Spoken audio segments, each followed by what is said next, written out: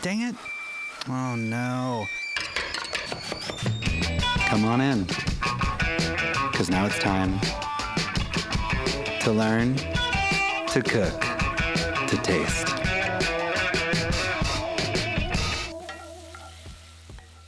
Hello and welcome to Taste, the cooking podcast where every episode dives deep into a different food. I'm your host, Cody Reiss, and today we're going to be talking to Caroline Hesse, the owner and operator of C.Hesse Cheese, which is a wholesale and direct-to-consumer cheese company based in Brooklyn, about buying cheese. I think buying cheese can be pretty overwhelming. It can kind of be like wine, where there's so many different varieties, and the cheesemonger can be kind of intimidating. And the goal of this conversation today is to try to educate you about the different families of cheese, with the hope that you can take those lessons and bring them into the cheese store and try to find some new favorite cheeses. A lot of you probably don't know this, but one of my first jobs in the food industry was actually as a cheesemonger at Murray's Cheese in Brooklyn. I ate hundreds of cheeses there, fell in love and then out of love with cheese from overexposure. And this conversation really kind of got me excited again about cheese. And I'm looking forward to the next time I can get to the cheese shop and try some new ones. Anyways, I hope you're not even going to be able to believe it, how fetting awesome this episode is. I can't remember the rest of what I was going to say. So Swiss into the rest of it. So get ready to Swiss into. Here's my conversation with Caroline. How should people interact with their cheesemonger in a way that can get them towards getting a cheese that they would like? I really encourage people to let their eyes kind of lead and wander. And not to get so hung up on the vocabulary, not to get so hung up on like having the right words. And instead, like, that looks good and I want to try that. And also treat it like an ice cream shop. You know, when you get like the little spoon and like the little sample, you know, me and my friends will have like 4 little samples at the ice cream store before we like figure out what scoops. You know, treat the cheese shop like that too. Lead with your eyes. And also the stakes, like, frankly, the stakes could not be lower. Lead with your eyes, see what is kind of interesting and appealing to you, ask for a little sample, and then if you don't like it, you move on. And if you do like it, then that's great. But like the stakes couldn't be lower, truly. I'm thinking about the person that doesn't know anything about cheese and they walk into a shop. There's a million cheeses that they could love.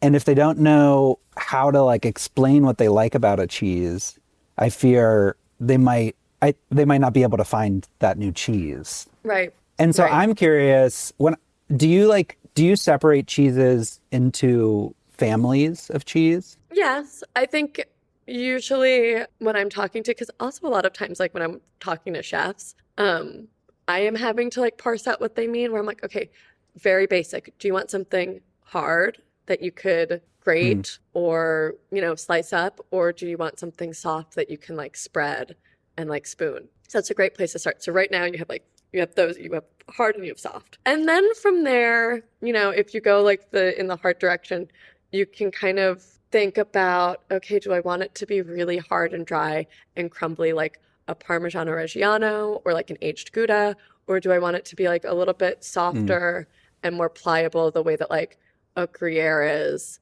or a cheddar, where you can kind of melt it, you can slice it, and it's still a hard cheese, but it has a little bit more like what we call elasticity. So that's like kind of does it bend? Does it coat the palate? Does it melt? Does it, you know, it behave in these other ways versus like something that isn't very elastic that would just kind of crumble and has like a shorter texture like that. So I think of it, again, kind of like a tree branching off in all these different ways. And then if you're talking about soft, spreadable. Can you take me one more branch down the hard path? How about you be the customer? Okay, amazing. Oh my God. Yeah, let's do this. All right. Okay. All right. I'm in a rush. All right. My kid's crying in the taxi. My husband's in the hospital. And you're at the cheese shop. Welcome. Yeah. Okay. I had this cheese one time and it almost tasted like salted almonds, but I can't remember what it looked like. I think it was like kind of white. Okay. So then you'd be like, this happens all the time though. It's so funny where it's like, did you have this cheese in America or did you have this cheese in like a remote town in Spain? Right. You know? And it's like, if you had it in a remote town in Spain, you may never find it again. Okay, so nutty and salty, great. So you're looking for something on the firmer side. Yeah. What are you going to eat this cheese with? Well, I guess I want something. My husband's really sick, and so I think just having some nice, some nice. I shouldn't be laughing at your husband being so sick. Okay, go. It's okay. He's hanging on for now. But I guess like something, he loves roast beef sandwiches. So maybe something that I could like melt on a roast beef sandwich, but something that he could also, just snack out of hand. He's like pretty weak right now. Okay, perfect. So roast beef. Now I kind of am using my mind of like what are things that I like to eat with roast beef. Roast beef, horseradish. That's a classic pairing. And so now it's like, I don't even really care about the original line of inquiry that you came in with of like this hard almond tasting thing. I'm like, now we're going to like, we're in the roast beef sandwich. We're looking at things that are maybe kind of have like notes of horseradish. And so then I'm like, that's English cheddars. And that's like a lot of Irish cheeses are going to have those like very interesting notes of like slightly more spicy. Like you're going to think about like Hafid, which is like this cloth bound cheddar that has like really earthy notes, but also a lot of like kind of horseradish in it. And like that in a roast beef sandwich would be absolutely stunning. That's a natural choice. Yeah. With pickled red onions, like my mouth is watering. Beautiful. Cool. Yeah. And then you could just kind of do it that way. I think that my sales tactic has always kind of been like, I'm listening to the customer, I'm picking up what they're putting down, but I'm also kind of leading because ultimately, like I do know more cheeses.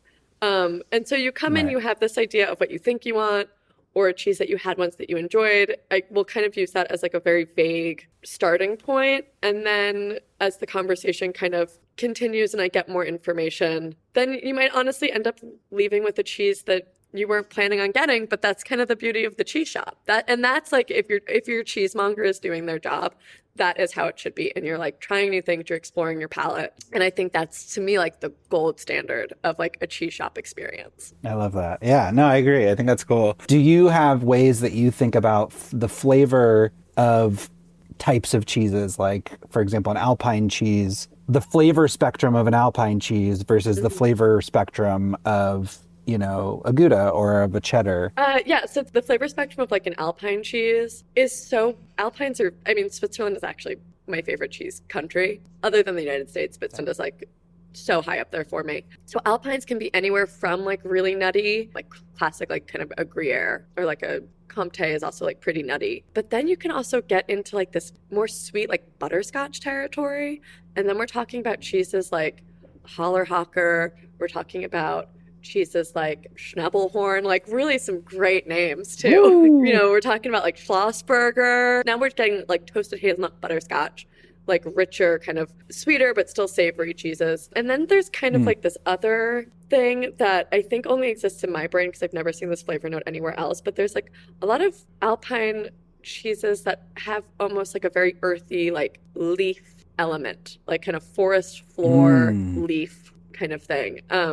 And that to me is like Emmentaler. I think I can't really remember any of the other ones because I tend not to buy a lot of the leaf ones because they're not my favorite. Totally. One of my favorite cheeses, if not my favorite cheese, I love Alpine cheeses. And I think one of my favorites is Scharfemax. Have you had that one? Oh, I haven't had Scharfemax in so long. It's so good. Oh, it's so good. And I feel like that one honestly gets like into like the beefy territory.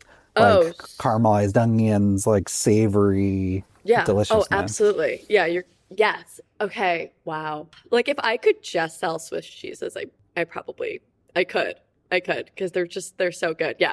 But right, that like caramelized onion, like beefy note is so good. I have one at the warehouse right now called Aravasser, and it's more like pudgy. It's not like super hard, but I call it a little stinker, but it's like wash rind, pretty creamy, pretty pudgy, but it has like a lot of that like kind of beefy, like caramelized onion notes, and it's yum. It's so good. Yeah, like melted over some soup is delicious. Ooh, that sounds good. Okay, I kind of want to make us like, I personally found it helpful when I was selling cheese as a cheesemonger to learn the cheeses as families, and then learn like, a couple cheeses in those families as reference point for these things on different sides of the flavor spectrum that we're talking about. Could you run through the gamut of cheeses into families? Yeah, so bloomy rind is always the one that I start with. But even before that, there's like the fresh cheese. And those are the things that don't get aged. So the fresh cheeses are like mozzarella, ricotta, quark, creme fraiche, any kind of thing that's like spreadable, close to yogurt. And that's like the stuff that's like the closest to milk, like a farmer's cheese or like a sour cream. That's like very close to milk. So you have your fresh cheeses. Then you have your bloomy rinds, which are, and they're called bloomy rinds because the mold, like the white mold that grows on top of them, like it really blooms. Then under a microscope, they look like little flowers. So bloomy rinds are anything with like a white, fluffy rind. So that's a brie, that's a camembert, it's anything like that. And then there's like kind of a little bit more nuanced. Like I think of this as like a subcategory of the bloomy rinds. Just for this conversation, I don't want to get like super technical, but then you have like the geo rinds, which are the ones that look like brains and they're super wrinkly. And you usually see that on like goat milk. But I love those. I love the bloomy rinds. So in the bloomy rind world, what's the flavor spectrum looking like? And maybe what are some cheeses that typify points in that flavor spectrum? Yeah, so bloomy rinds, you can get ones that are really like rich, like mushroomy is a note that I pick up a lot on bloomy rinds. Also in bloomy rinds, sometimes you can find like an onion bouquet and get like more savory notes from that. Bloomy rinds sometimes too can just be really creamy and mild. And that's like another note. It also depends on like how ripe it is. Sometimes the bries will kind of be mistaken for like what is traditionally called like a stinky cheese. And that also kind of depends on ripeness. But I generally find like the common through line is just like a lot of creamy, kind of milky richness. And then you can get ones that are a little bit more mushroomy. You can get ones a little bit more oniony, and you can get ones that are just milky and mild. But you're not gonna find like sharpness in that category. You're not gonna find like sweetness necessarily in that category, unless the sweetness just kind of comes from the milk itself. What you're going to find in this category is like, I think slightly more savory, more earthy, more mushroomy notes. Okay, so I'm hearing one side, or maybe not side, but a point here is like mushroomy. A point, another point is like rich creaminess. Like, what are some examples? Like, what's a cheese that represents like the mushroomy flavor often? And what's a cheese that represents, because the way I'm thinking about this is like if someone's listening to this, they're like, oh, I like soft cheeses, but I don't know what kind I like. And then they're like, oh, okay, these are two routes that I could go. One's like butter, easy peasy. The other one's like a little bit of mushroom stank. Yeah. And then maybe having like an example of each could be something like a jumping off point for people. Yeah. So to get specific, something that's on like the kind of creamier side, I would go for like a triple cream, so like Kunik from Nettle Meadow Farms. They're upstate New York. They've been crushing it since I think like the 90s. They've been making cheese for a while. So their Kunik, it's a triple cream, which basically means it has 3 times the amount of cream and like fat in it. So that's just going to be like rich butter, nice salt level, because with that richness, you need salt to kind of balance it out. And that's like, you could basically treat it like a dip. It's just creamy, it's buttery, it's beautiful. If you wanted to go like more on the mushroomy side, the Mount Alice from Von Trapp Farmstead in Vermont, that's like super mushroomy. That's really nice. A lot of like imported camembert, like AOP camemberts, those are very mushroomy, especially if you get one that's like on the riper side. Ripeness is basically just like how old it is. So greener is like it's going to be a bit more firm, and ripeness, it's going to be like you cut into it and you kind of have to like eat it all in one sitting. Yeah, another great example of like a really kind of like mushroomy nice one would be like the Peggy, like a super ripe Peggy from Churchtown Dairy, upstate New York. Yeah, that one's great when you cut into it. And it has like this beautiful cream line that's like the part right under the rind, and the cream line will just kind of like ooze and be really sumptuous, and like the part in the center that kind of stays like a fresh cheese is like a bit more crumbly and has like more structure and kind of gives the cheese its infrastructure. So those are a handful of ones that you should be able to find at a variety of different stores. Yeah, I love that. Do you think, since you brought up ripeness, do you think like going into a cheese shop and asking what bloomy rinds are ripe is a cool thing to do or an annoying thing to do? That is a very cool thing to do. And it also, if you're going to ask for like riper cheeses, think about when you're going to be eating them and serving them. So sometimes like a good cheesemonger would kind of ask you like, oh, when are you eating this? And you're like, I'm eating this tonight. You're like, all right, this is hot to trot. Like, get this one, eat it tonight. It's like, it's at peak right now. But if you're like, I'm hosting a dinner party in like 5 days, you don't want something that's peak because it'll fall off the cliff pretty quickly once it hits the peak. It'll kind of fall off. Right, because cheese is alive and it's changing when it's in your fridge, right? Right. So like that's information to give to the cheesemonger would be like, yeah, I'm serving this in 5 days. And they're like, this will be perfect in 5 days. It's like a little bit firm still, but, let it cook in your fridge for a little bit and then, let it come to room temperature before you serve it. That'll take like 30 minutes to an hour and then that'll be perfect. So yeah, ripeness or greener is kind of dependent on when you're going to eat it. Cool. Okay. I just want to summarize what you just said because I think it's really interesting. One is like especially with the younger cheeses, I'm assuming, like their trajectory and their change in their aging process doesn't stop at the cheese counter. It's not frozen there. It'll continue in your fridge at home.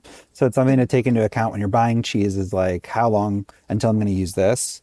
And then you brought up serving cheese and you brought up like leaving it out at room temperature. Could you talk about that a little bit? Yeah. So you're really not meant to eat cold cheese. That's not the temperature that cheese is supposed to be eaten at.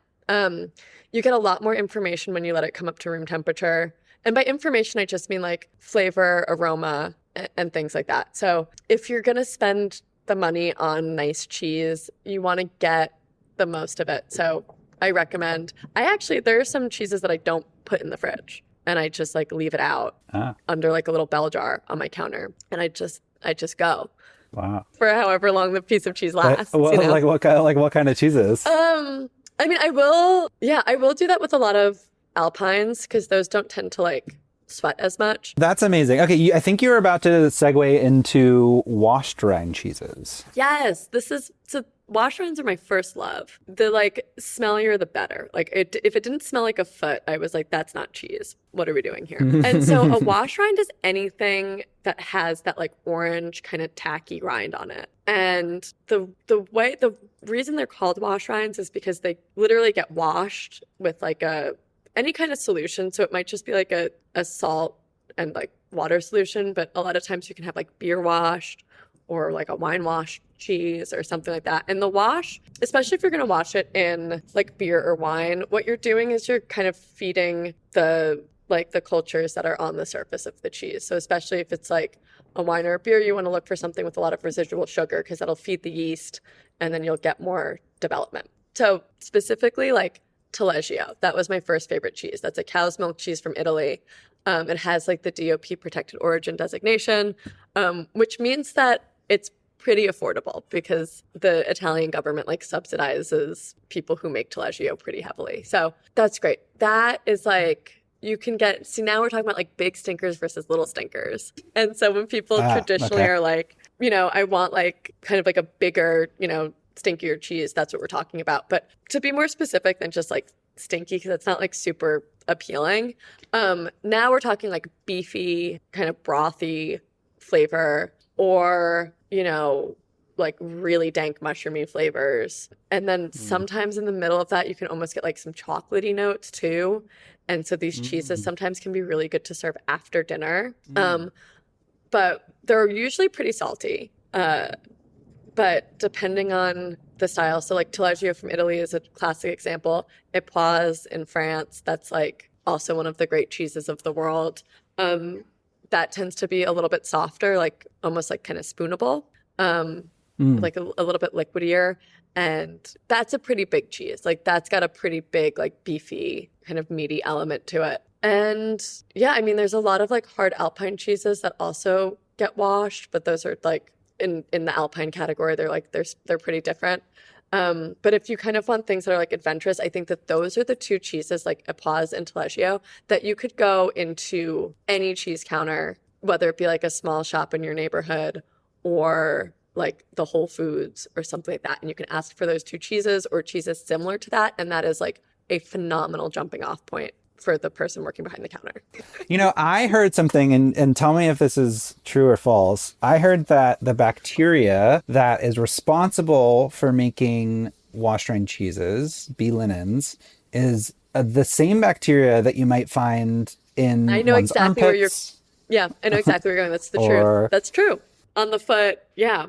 Yes. It's like it's a push and pull of like repulsion and attraction of like, this smells so like human to me, but like, I don't know. You know what I mean? Yeah. Oh my God. I remember once when I worked at the cheese counter, I was having a conversation with a complete stranger customer, and they were talking about prosciutto, like the sliced prosciutto, and they were saying something about it and like how like kind of bodily it tasted, and like it tastes very like human, and like I knew what they were getting at, and I knew that they were saying that like it reminded them of like honestly like private parts a little bit, and just like having this conversation with this person who was like, I really want to tell you I really want to tell you about this, but like I'm also like, I don't want to make this conversation super awkward, and me just like knowing exactly what they're but letting it be awkward because I thought it was so funny. Right. You're like, yeah, but B. go linens, on. please continue. I don't know what you're talking about. But no, B. linens, it's the same strain of bacteria that grows on the human body, and it kind of makes sense because the people who are making this cheese and who are handling the cheese are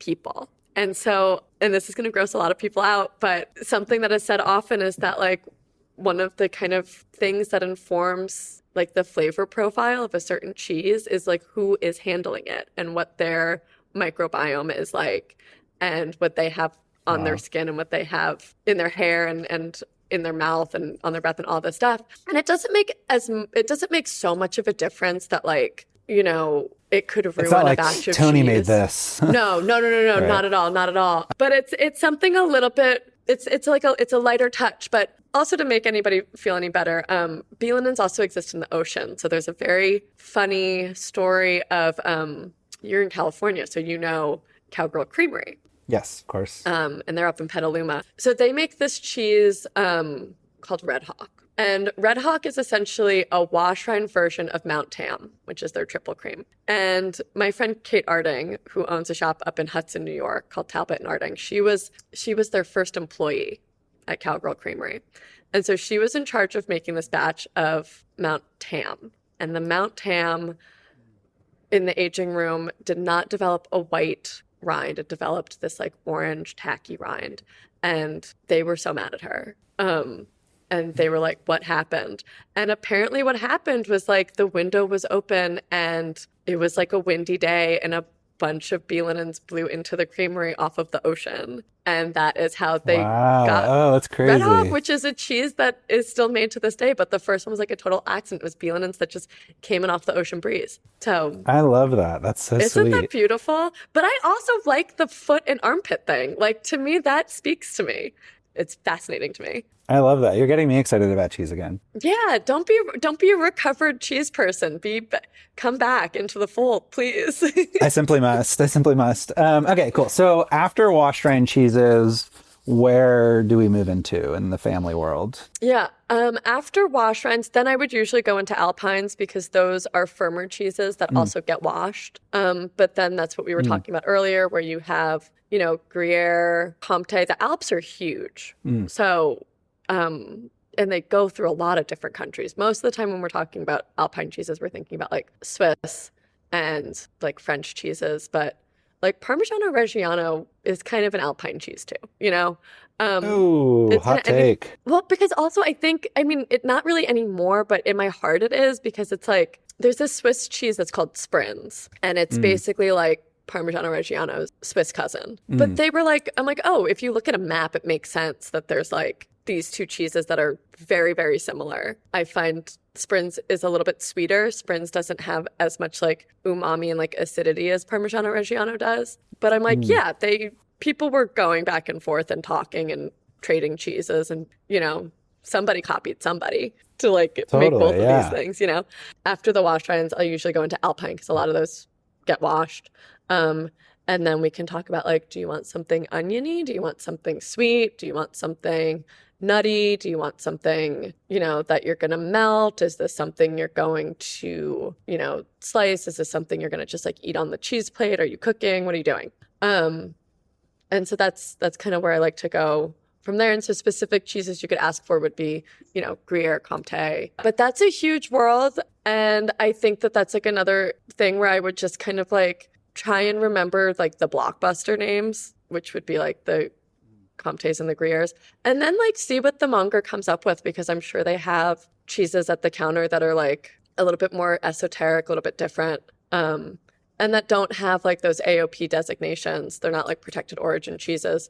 So you can get a lot of like regional nuance too, especially if you're talking about Alpine, where people, each Alp has such a different kind of cheese making tradition. You can get a lot of like exciting regional nuance in your Alpine cheeses. Yeah, that's cool. So what I'm hearing there is like, it's a helpful thing to tell a monger might be like, I love Gruyere. Can you give me something like Gruyere? Or Yeah, or like, I love a Gruyere. I want a cheese that I'm going to eat with some like dark bread and mustard. That sounds good. Okay, what's after, because we did talk about a bunch about Alpine, so what's after Alpine? Yeah, then I would go into cheddars, and there's also a ton of different kinds of cheddars. So like English cheddars and Irish cheddars, which tend to be like a little bit spicier. And now we can talk about sharpness. People will go into cheese shops and ask for something sharp all the time. And I only think that sharp, in my mind, sharp really applies to cheddars in my mind. So now we can talk about like varying levels of sharpness and age and profile. So you can get some cheddars that are on the sweeter side. So that's like Prairie Breeze from Milton Creamery. It's the Muser family. Yeah. But that's like a very sweet block cheddar that has a lot of like the tyrosine crystals, those like little crunchy bits in the cheese. So like that's one kind of thing you could do. You could go for like a Vermont cheddar that, yes, are you raising your hand? Yeah, I want to, thank you, teacher. I want to dive into sharpness a little bit, because I remember I experienced that a lot where people are like, I like sharp cheeses, and people seem to mean a lot of different things by that. Like, I think some people mean like almost like sour. Some people mean like piquant, like kind of spicy or whatever. And then I also read one time that like sharp doesn't actually mean anything, which I also don't think is true. Think but like does when you say anymore. sharpness, like, I don't really actually think that sharp means anything anymore. I think it's become like the word actually. It's just like kind of a filler word, Right. I think it's lost a lot of its meaning.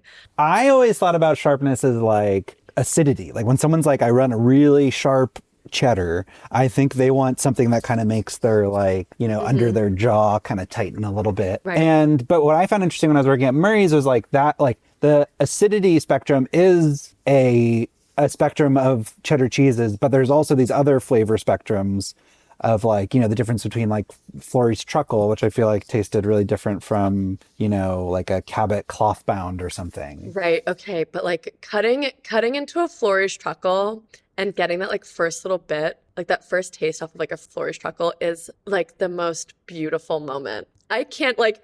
It's amazing. It's like the most beautiful cheese. That's like a brothy, kind of like fruity cheddar that is pineapple. I remember thinking pineapple. Yeah, beautiful. Yeah, so like good. Tropical, sour, like rich. That's top 5 cheese for me, I think, personally. Yeah. But then there's also this world of cheeses, of cheddars that are like really grassy, I would say, like, and like you were saying, horseradishy earlier, I feel like it's also on that same like path. Are there other cheddars that you really love that you feel like are emblematic of like styles or anything like that? So I'm going to be honest, now that we're in this conversation, I'm realizing that I have almost no cheddars in my catalog. Oh, wow. I don't think I'm a big cheddar person. Oh. But I think I need to fix that. 2025 is going to be the year of cheddar. I have no cloth-bound cheddars. I have Bismarck, but that isn't really a cheddar. It doesn't go through the cheddaring process of like the curds getting like washed and cooked. It doesn't go through cheddaring. Right. Yeah. I kind of felt the same. Like I grew up on cheddar. In my family, it was like I have some cheese with me right now. We always had like a brick of sharp cheddar that always had like teeth marks clawed into it. Because you bit into it like an apple? I think like, Yes, exactly. And I think like as I got into the like fancier, like, you know, like more like the cheese shop cheddars, I was like, oh, like these flavors aren't actually the most exciting to me. But I do think that Florey-Struckel is an incredible cheese and probably a cheddar that like the majority of people haven't had, I think, and like Yeah, would probably blow their mind. it's so good. So 2025. To Taste is brought to you by nothing, so no problem. But if you like this, you should check out my Substack, which is also called To Taste, which has stories that I write about food and travel, kind of explores the more intuitive side of cooking and traveling. Anyways, let's get back to my conversation with Caroline. Do you think Gouda is worth talking about? I have some gripes with Gouda. Oh, okay. What is it? What's going on? So I find that a lot of Goudas that are sold in the US have this adjunct culture in it. And for anybody that doesn't know, an adjunct culture is anything that gets added during the cheese making process as a flavor enhancer. So it's not like the starter culture that's going to like give the cheese its DNA and like show up on the rind. An adjunct culture is like purely kind of like a decorative, just flavor enhancer. And there's a way to do adjunct cultures that are very, what's the word I'm looking for? Restraint. You know, there's ways to do adjunct cultures that there's a lot of restraint and it's tasteful. And it's tasteful and they're really well done and they enhance the flavor of the milk that is already present. But there's a lot of cheeses out there that are made with milk that's not very interesting on its own, meaning like it doesn't have a lot of cultures in it. It doesn't have like interesting solids. And then you just dump a bunch of adjunct cultures in it and you call it a day. It just drives me crazy. So there's all these Goudas that just rely almost exclusively on this adjunct culture that's called Helvetica. And it's just so cloyingly sweet. And it drives me insane because a good Are you talking Gouda, about like Rumano? Like that's when I think, or like the like Beamster XO? Like is that? I'm talking like Midnight Moon. Oh, you're talking Midnight Moon. And I hate to say it out loud because it's like, I don't want to make enemies. What about like Euphoria? Same thing. Oh, I had no idea. But like there are cheeses that taste like butterscotch that have like more complex notes. And butterscotch is one of the notes, but it's like a little bit more complex than that. Wow. Okay. Can you give me some examples of good Goudas? Yes, I can. So like I've been really fucking rocking on OG Crystal, which is just like this old, like Belgian aged, like crunchy, delicious, caramelized, beautiful, but still salinity. Like it's a really perfectly rounded cheese. It hits all the notes that I want it to hit. It does it because Gouda naturally will be sweet. That's just the recipe. You don't have to add other things to make it sweet. So OG Crystal I've been loving. Lemieux's Gouda, that's like a classic. It's orange paste, orange wax rind. That's great. That one, creamy, crunchy, sweet, salty. It's got all those notes in it. You're happy. I sell a bunch of the Jake's Gouda from this Amish couple in Deansboro, New York. That one's like a little bit on the saltier side. But yeah, you still like, it's undeniably Gouda. You get it. So I think Goudas can actually be so complex, but we're sold these like one note Goudas. It's the same as like, I always compare it for wine people. It's like an oaky Chardonnay. Right. That is crazy because honestly, when you were about to go off on Gouda, I thought you were going to be talking about smoked Gouda, and I was like right there ready to be like, yeah, like those monsters, but... No, I disagree with that actually because when people like...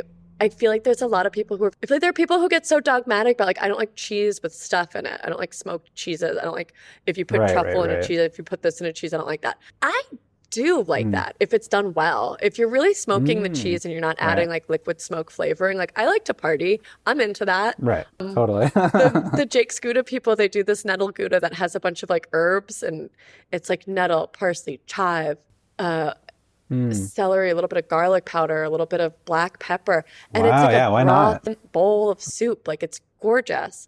And I'm like, if you don't like that, then you're just being difficult. Like that's it. So I don't mind adding flavor to cheese if they're good flavors, if it's like balanced and it's well done, and if the cheese on its own is delicious, like I'm all for that. But why are you gonna go and do all the work of making a cheese if you're just going to dump a bunch of adjunct cultures with it and making it like, it just like making this like one note product? That's super interesting. I had no idea about that. I love that. What do you think about Alp Blossom? The one with like the flowers all over it. That's a good cheese. If that cheese wasn't covered in flowers, it would still be a good cheese. And I didn't want to like, be honest with you, I did not want to like Outlaws. I thought it was like the kitschiest, like most gimmicky thing in the whole world. I didn't want to like it. And then I tasted it and I was like, if this wasn't covered in flowers, it would still be a great cheese. Totally. That seems like a good barometer. Wow. Well, that actually kind of blew my mind, and it is going to change the way I look at Goudas. And so thank you. I appreciate that. I'm glad I could do that for you. Yeah, I mean, me too. My God. Please talk to me about blue cheeses. I love them. Oh, I love them so much. That's a whole big world. And I think that anything I say is not even going to like scratch the surface because there's just so many different blue cheeses out there. Yeah. I mean, you have like the really kind of spicy piquant ones. Like a gorgonzola picante would be like a spicy blue cheese, but then you have ones that are like a Roquefort that's like chocolatey and creamy and like so nice. I've been selling a ton of the Shakerag blue from Sequatchie Cove. That's wrapped in grape leaves and like soaked in whiskey. Like it's just a beautiful blue cheese.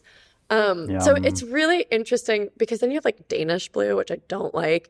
And I teach these classes at the warehouse, and I once like really went off about Danish blues, being like, who likes that? And this woman who was at the cheese class was like, I actually love Danish blues. And I was like, we need to talk later because I've never met somebody like you. But Danish blues are really tart. They're like incredibly tart, and like high acid and like bright in a way that I like find kind of difficult to eat. But yeah, people love them. That's like Maytag blue. People love it. I remember describing a blue cheese as tasting like baby barf. Why would you say that? Oh, no, I know exactly why you would say that, actually. I know exactly why you would say that. Well, because a lot of blue cheese, you'll cut into some wheels and they don't taste good, and they're really like acrid and like super acidic in like an agita way. Right. And yes, totally. And I think it's kind of similar to the B. Linens thing. Like I think that some blue cheeses have, yes, your hand's raised. I have a question. Thank you. I want to just make a note please. that like this like acrid, like baby vomit flavor profile is that's not like a desired flavor component of blue cheese. That is a flavor defect. That is not okay. I think sometimes we get these notes that you're like, oh, this is a note that's in blue cheese. Like that is a note in blue cheese if there's a flavor defect in the blue cheese, and then it will taste like baby vomit. Then it will be like acrid. Okay. And I think that's actually really helpful. We see that sometimes in like the Bloomy category too, not baby vomit, but you'll get like a lot of ammonia, like cat piss. That's not something that's supposed to be there. That's something that happens if the cheese overripens, if it doesn't like get enough airflow and things like that. There's another like flavor defect that exists in a lot of like hard natural rind cheeses that is kind of like mothball. I get like sometimes I'll taste something and it's just like straight up mothball, and then I'll look at the cheesemaker and I'm like, what do you taste? And they're like, I taste all these things. God, unless you're specifically asking me for feedback, I don't want to tell you your shit tastes like mothballs, but sometimes it does. But it's not supposed to be there. Baby vomit's not supposed to be there. That's actually really helpful to hear, because I think I would eat those and I'd be like, oh, there is a realm of cheese that's like too metal for me. Like it's too fucking like punk rock. I can't eat it because it tastes like it's got like a bile energy to it. I think what we're getting to is the reason why you left cheese. You think so? I think so. Because I think that like when you're around it so often, you kind of trick yourself into like almost like intellectualizing everything, instead of just being like, that tastes bad because it was made bad and like this is a bad wheel of cheese.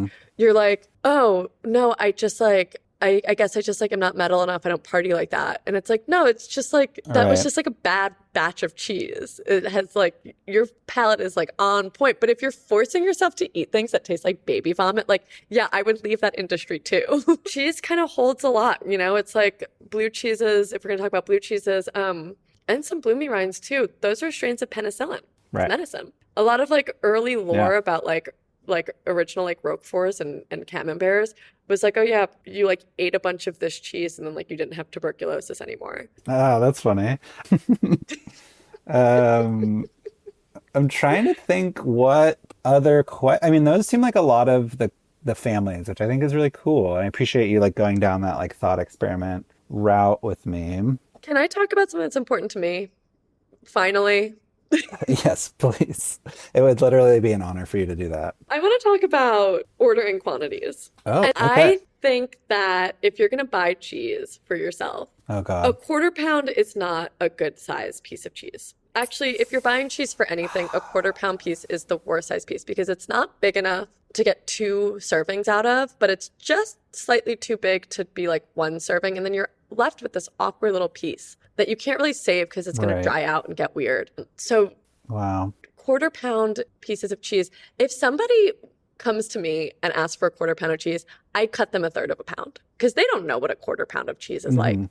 Nobody knows. I cut them a third of a pound. Right. It's just a little bit bigger, but then you get two servings. Yeah. And that's very important to me. So it's a third of a pound minimum because a quarter pound, just you're throwing away, you're going to throw away like a significant portion of that piece of cheese because it's not, you're not going to eat it all. And then if you're sharing it with two people, neither of you are going to be left satisfied. You're going to be like, I wish I had gotten more cheese. So it has to be a third of a pound minimum.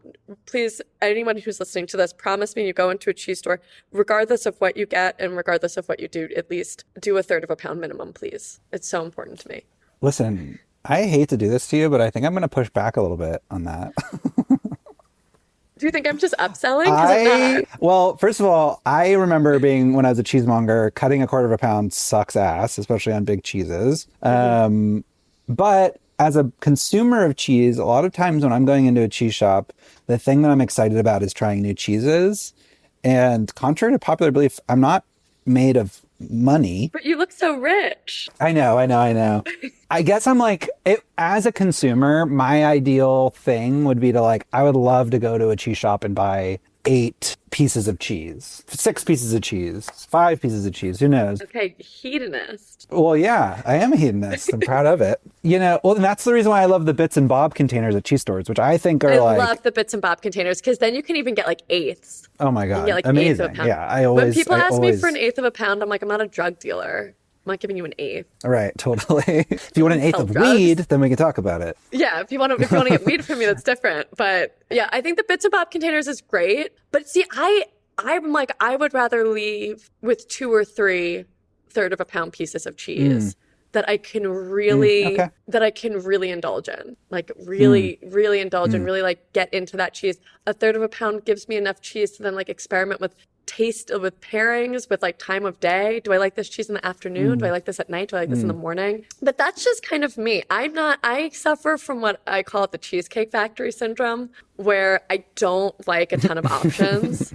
And like a Cheesecake Factory menu has like 5 pages in it. And you're like, do I want pizza or do I want tacos or do I want not what do you get at the Cheesecake Factory? Who are you? You know, what kind of person do you want to be? And I think like bringing home 8 different pieces of cheese would be so overwhelming for me. And that's not how I like to enjoy. I'm like, I want 3 pieces that I know I liked at the store and I have conviction and I have decided that these are the cheeses that I'm buying. And Yeah.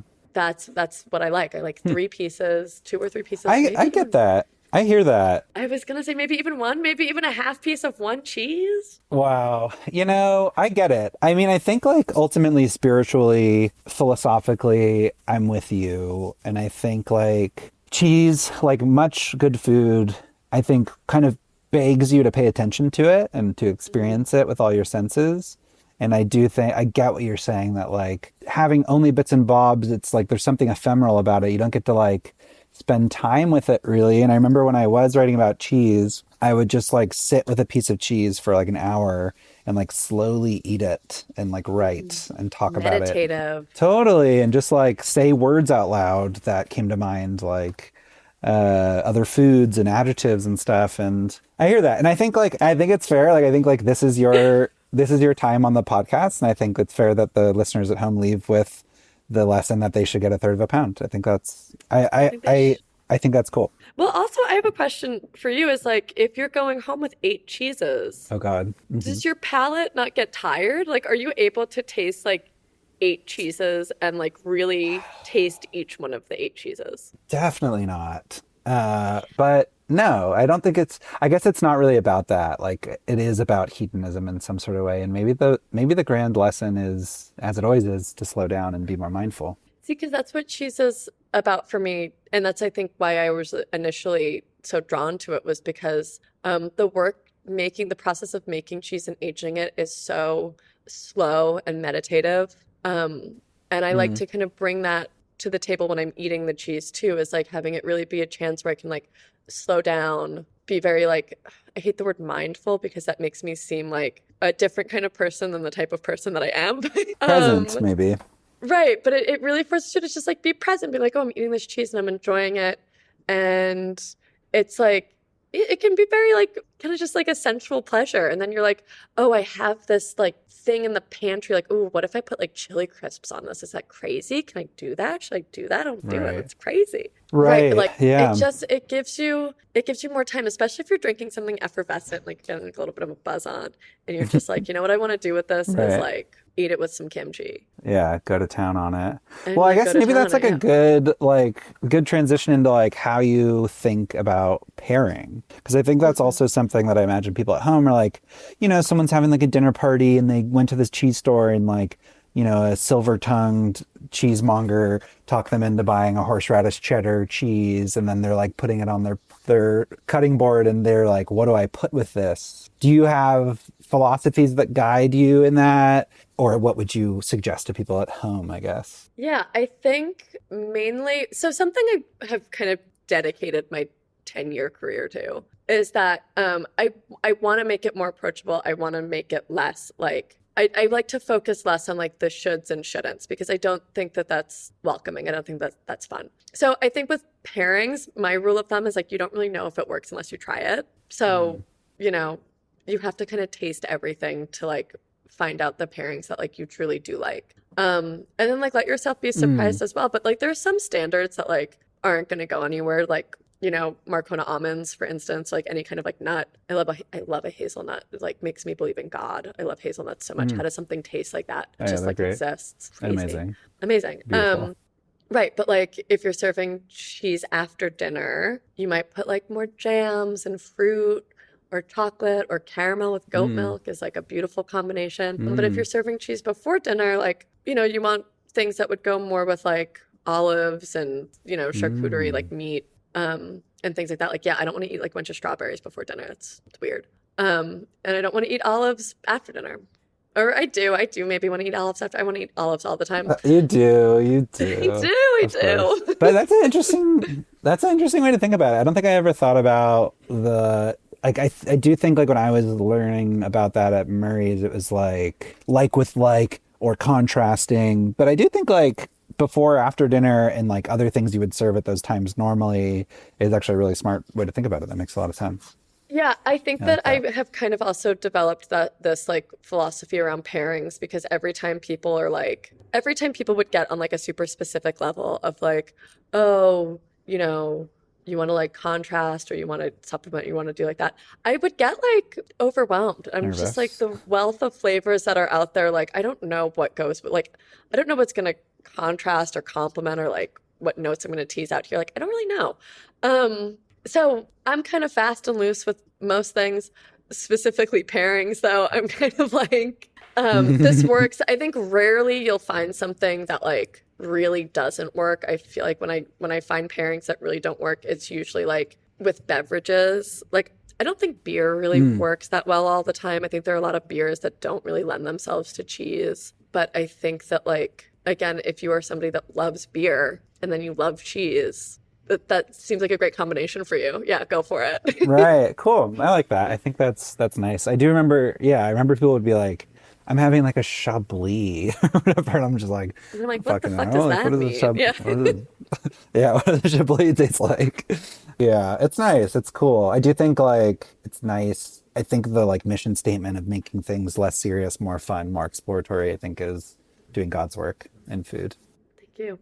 There's a trend towards like pretension and people being like a little bit pretentious about their tastes in a way that like has just never been me. I don't like that. I like it. I like smoked Gouda. Yeah. It's easy for me, I think, to overthink food, and it always has been. And part of that I think is exciting and has like driven my like curiosity kind of.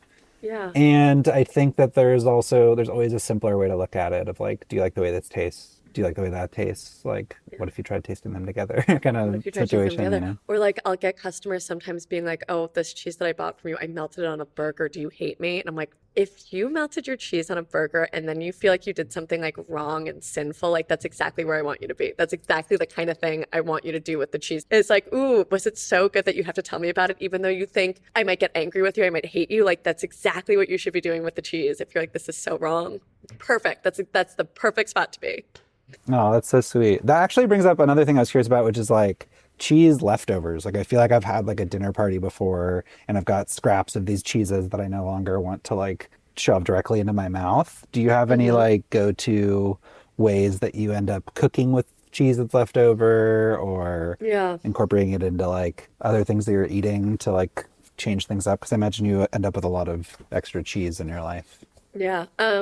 My go-to usually is just putting it into like a nice, beautiful omelet. Oh, yeah, that's so Ah, good. Yeah, putting it into like a nice omelet, yum. just folding it into the eggs, cooking very gently, throwing some herbs in there, maybe more cheese on top, maybe a little bit of Yum. tomato under the broiler. Wow. Is like that's Oh like my the God. easiest, nicest way, especially if it's the morning after you threw a party and like your house is a mess and you're Mm. like a little bit hungover and then you're just like, I'm gonna make this omelet and I'm gonna sit quietly in the destruction of my kitchen and like have my Yeah, coffee and eat like this zen omelet out. I love and that. just sent out and Woo, that's a great answer. yeah, so I love doing that. Yeah, eggs are always a good choice. I think, yeah, any kind of like I don't really eat a lot of mac and cheese. That's a bit too much cheese for me, quite frankly. Because I'm around it all the time. So I found that like I can't like I'm not making like homemade mac and cheese at my house because I'm like it's just more cheese. Totally. Maybe I'll eat a vegetable. Yeah, I need like a vegetable. Eating so much meat and cheese all day and you're like feel like you're like blood thickening in your veins a little bit. Yeah, like all the sodium. It's a nice thing, but also just like melting cheese, like just melted on toast the next day. Leftover cheese melted on toast. Yes. Yeah. I like that too. The one of the last things I have for you is the storage of cheese because I feel like a lot of times you receive cheese in like this kind of situation or He's holding up plastic, listeners. Yeah. oh yeah. What's the best way to store cheese at home for like shelf life, maturation, all that stuff? Okay. So you need specialty cheese paper. Is like kind of it's specialty. It's specialized for cheese. And you can get this at most cheese shops. They'll sell it. They'll sell these like nifty little bags that you can then just like put the cheese inside of and then just, keep it. But the cheese paper is going to help control humidity and it's going to prevent the cheese from drying out, but then it's also going to let it breathe so it doesn't like develop excess mold in the way that plastic will, because plastic's going to suffocate the cheese. Cheese is alive. So if you wrap it in plastic, you're cutting off the air. It's going to get really moldy. It's going to start languishing. You're going to start seeing the rind deteriorate and get like weird and squishy and soft. And then you are going to have dead cheese, which is just not going to be delicious. And I hate to see when that happens because it's like you spent your hard-earned money on buying nice cheese and then the plastic wrap killed it. Or sometimes the cheese will just start tasting like plastic. So Right. if you're not, so the best thing to do would be these like cheese storage bags that are made by Formaticum. I really like it. There's a few other brands that make it, but I usually use the Formaticum ones. If you're not going to do that, and I totally understand not doing that, any kind of parchment paper or wax paper, but parchment paper I like. Parchment paper, you wrap it in the parchment paper, and then if you wanted to wrap it in plastic on top of the parchment paper, you could do that just as like an extra kind of layer of protection, but you don't want the plastic to sit directly on the cheese. You want like something kind of in between that's gonna just like introduce a little bit more air and kind of help it out. But that's the only thing. It's like, do not put the cheese directly in plastic. Wrap it in something else first, or just wrap it in the plastic wrap or not plastic wrap, parchment paper. I like the cheese bags a lot. That's what I use at home. Cool. Okay, that's great. Yeah, I haven't never had the cheese bags, but it's just crazy.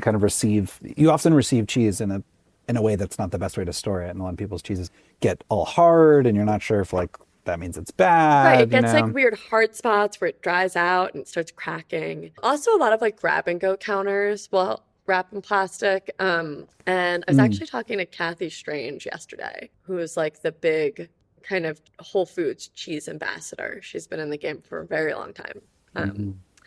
And she was saying that I think at Whole Foods, it's like they wrap things in plastic because people want to see what they're buying. If cheesemongers had it our way, we would not wrap anything in plastic. It would all be wrapped in spice paper, and you would not be able to see what you're buying. And it's just on our word, trust us. But that doesn't work. That doesn't work. Right. But she was saying that it's like every 7 days. Like once the cheese is wrapped in plastic, you have like 7 days. But if you want to like extend that 7 days, you wrap it in the cheese paper, and then you might have like 3 weeks. Ah, that's cool. That's sweet. I think that's super helpful to know for people. Okay, well, I don't want to take up all of your day. Thank you so much for coming on the show. I can feel some of the jadedness leaving my body and some excitement towards trying new cheeses coming back into my bones. Thank God. I'm going to stop the recording, and then I'm going to thank you again off record. Okay, great. Perfect. End record. You've been listening to Taste, the cooking podcast, where every episode dives deep into a different food. I'm your host, Cody Reiss. You can follow me on Instagram at Cody Reiss. Big thanks to Caroline, of course. And you should follow C.Hesse Cheese online. And you should definitely go buy some cheese from them if you are in New York City. I know I would. Here at Taste, our art is done by Ben Kelly. Our music is by Justin Kohlberg of Moonrun. And the rest, believe it or not, is by me. Thank you for listening, and we'll see you soon. Bye-bye.